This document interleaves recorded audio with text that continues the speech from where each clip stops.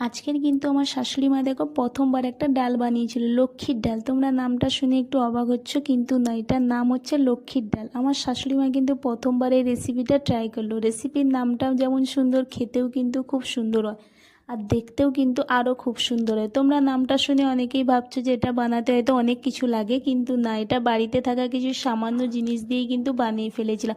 তো প্রত্যেকের বাড়িতেই কিন্তু ভাত রান্না হয়, আর আমাদের ভাতের যে ফ্যান বেরোয় সেই ভাতের ফ্যান দিয়েই কিন্তু এই ডালটা বানিয়ে ফেলেছিলাম।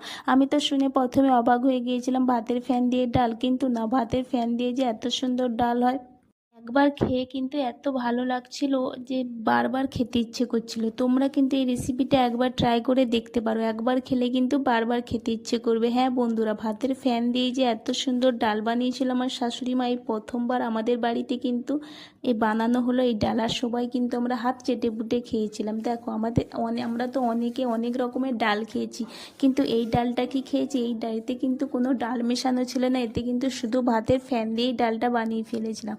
আর এত সুন্দর খেতে হয়েছিল না, কি বলবো। আর দেখো এই ডালটা কত সুন্দরভাবে কিন্তু রান্না করছিল, আর এদিকে দেখো আমাদের ডালটা কিন্তু ফাইনালি হয়ে গেছিলো।